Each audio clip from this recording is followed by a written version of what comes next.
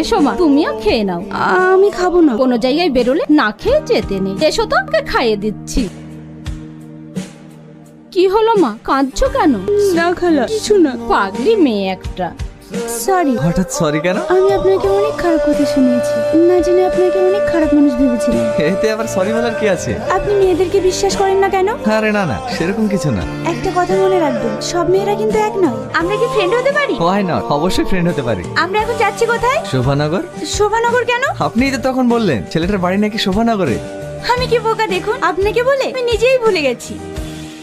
কি হলো? কি জানি হঠাৎ করে কি হলো, আমি দেখছি।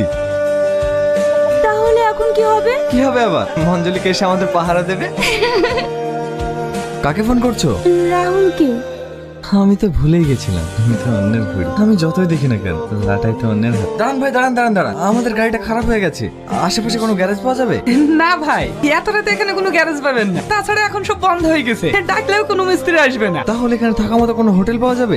না না ভাই, এই গ্রামে কোনো থাকার মতন হোটেল পাওয়া যাবে না। তাহলে এখন থাকবো কোথায়? ভাবি, আপনাদের যদি কোনো আপত্তি না থাকে তাহলে আজকের রাতটা এই গরিব ভাইটার বাড়িতেই থেকে যায়। তাছাড়া এই জায়গাটা খুবই খারাপ, রাতে কেউ এখানে আসে না। কিন্তু গাড়িটা? আরে ও নিয়ে আপনারা চিন্তা করেন না, কাল সকালেই আমি মিস্ত্রিটাকে সারিয়ে নেবো। ভাবি, হ্যাঁ আসেন আসেন। কই গো, দেখো আমি কাদেরকে নিয়ে এসেছি।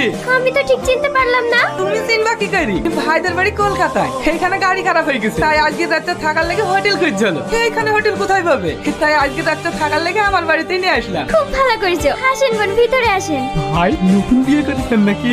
মানে? ভাবি কিন্তু সেই দেখতে। আসেন ভাই আসেন, ভিতরে আসেন। তুমি বিছানাটা ঠিক করে দাও। ভাই ভাবি আজ ঘরে শো, আমরাই বাইরে শুছি। ঠিক আছে। না না, কোনো সমস্যা নেই, আমরাই বাইরে থাকছি। তাই বললো হয়?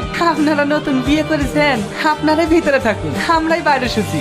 আমরা দুজনে একসাথে থাকবো? এটা রাজপ্রাসাদ না, এখানে আমরা কিভাবে থাকবো না থাকবো সেটা আমাদেরকে বুঝে নিতে হবে। আর তাছাড়া ওরা আমাদেরকে স্বামী স্ত্রী ভাবছে, তাই এক ঘরে শুতে দিয়েছে। তুমি উপরে ঘুমাও, আমি নিচে ঘুমোচ্ছি।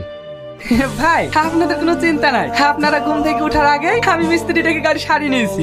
তাই নাকি? হ্যাঁ ভাই। আপনারা অনেক ভালো মানুষ, আপনাদেরকে যে কিভাবে ধন্যবাদ জানাবো আমি ভেবেই পাচ্ছি না।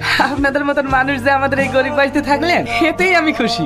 বোন, এদিকে যদি কখনো আসেন আমাদের বাড়ি অবশ্যই আসবেন। হ্যাঁ হ্যাঁ আসবে, আমাদের আবার লেট হচ্ছে, আমাদের অনেক দূর যেতে হবে। আমরা এখন আসি, আল্লাহ হাফেজ। আল্লাহ হাফেজ। কার ফোন?